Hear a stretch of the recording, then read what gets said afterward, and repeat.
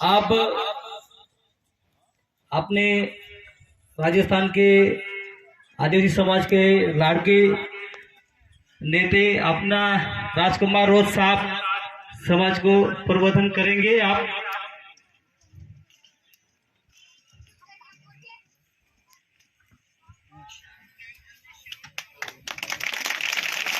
सबको जय जोहार।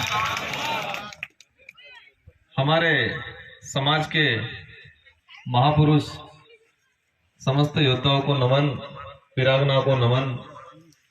इस कार्यक्रम में हमारे भारत आदिवासी पार्टी के राष्ट्रीय महासचिव भाई जितेंद्र जी, साथ ही राष्ट्रीय कार्यकारिणी के सदस्य सुनील जी, अन्य साथी, और इसी बीच जो पूरे देश के इतिहास में माने या सुप्रीम कोर्ट का जो जजमेंट रहा, माता नंदा देवी, साथ ही समस्त पदाधिकारी गण, समाज सेवी और मेरे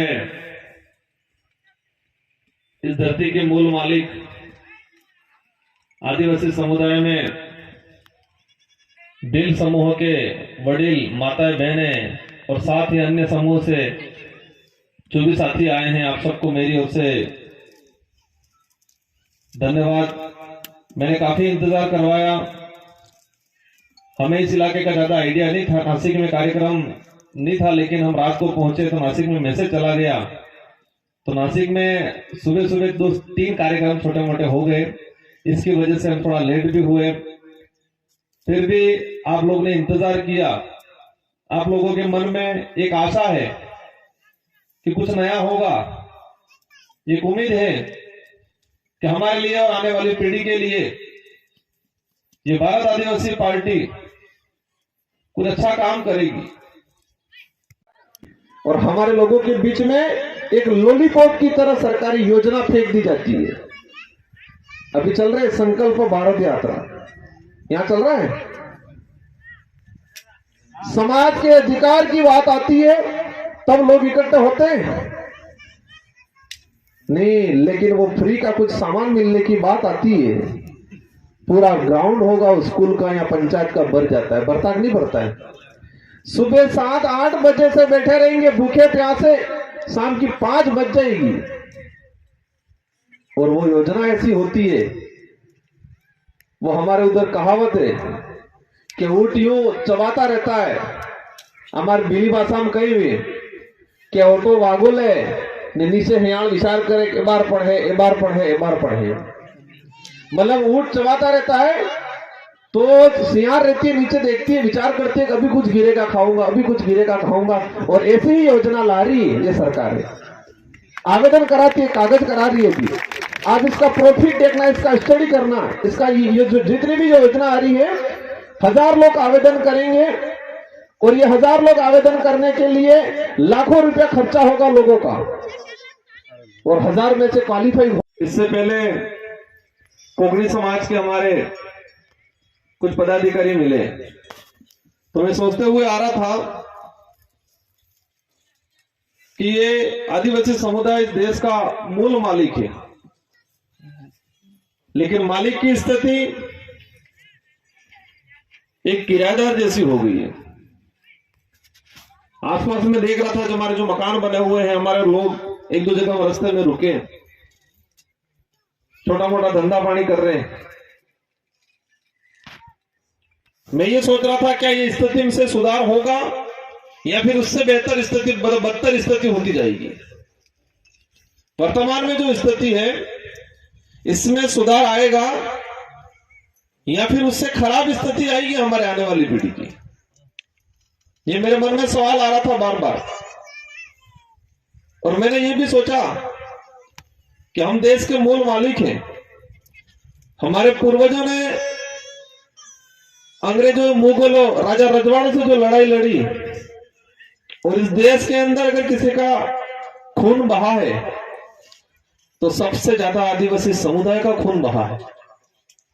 इस देश को आजादी दिलाने में हमारे पूर्वजों ने लाखों बलिदान दिए, और इसके बाद ये देश आजाद हुआ।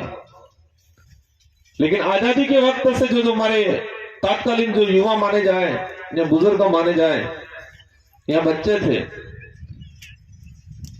और आजादी के नशे में इतने डूब गए, संभल ही नहीं पाए, और आजादी में क्या मिला वो समझ ही नहीं पाए, और धीरे धीरे स्थिति खराब होती गई।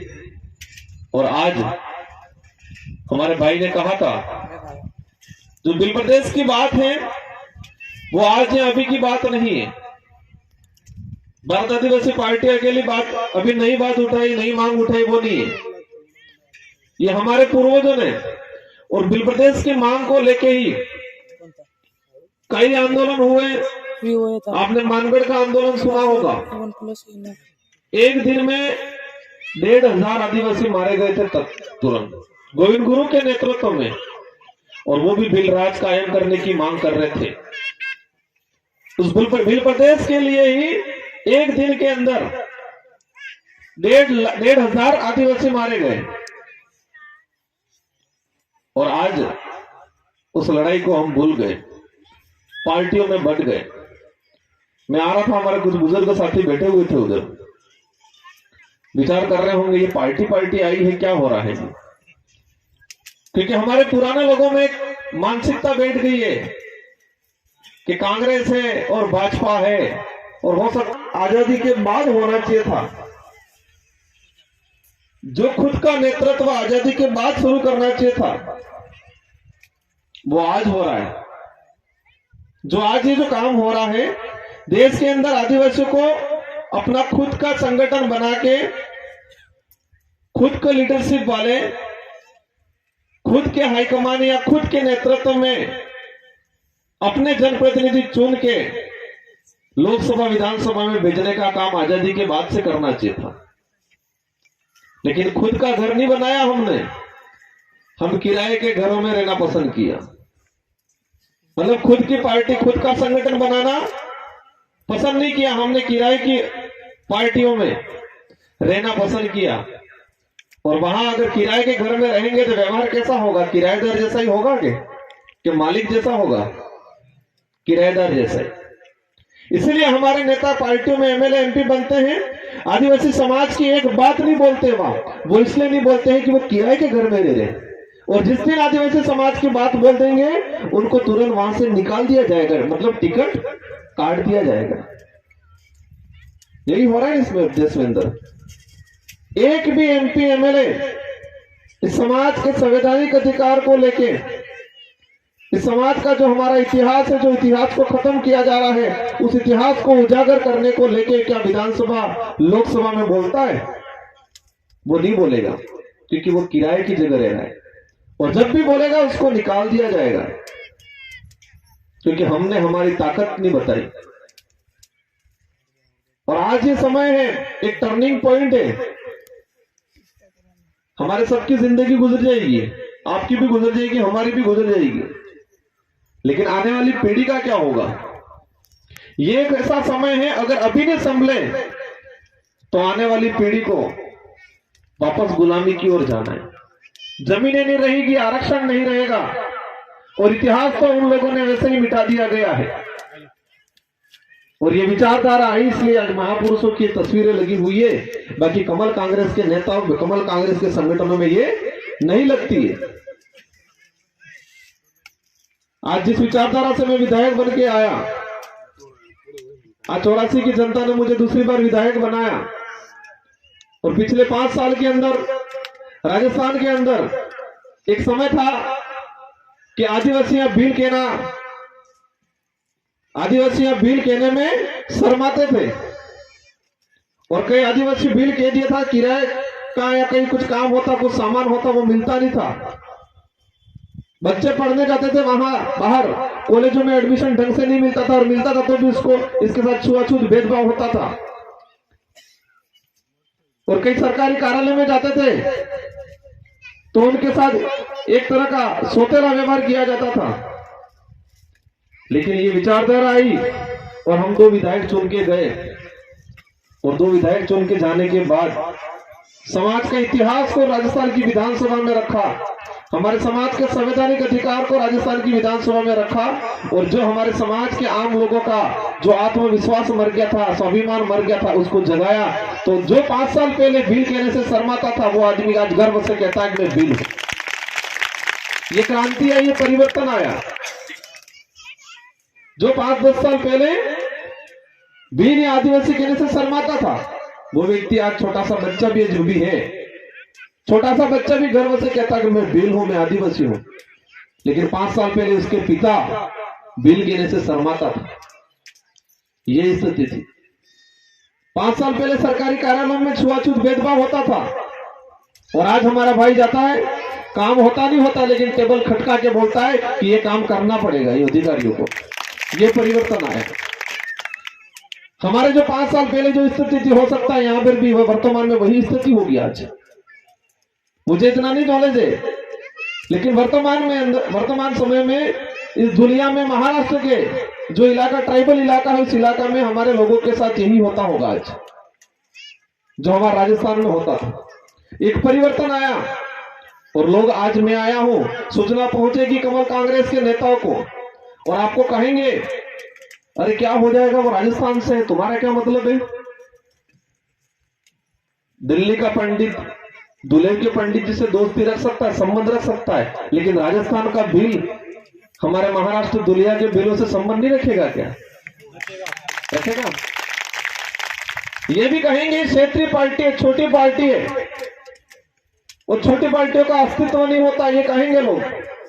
आपके सामने ये बातें आएगी।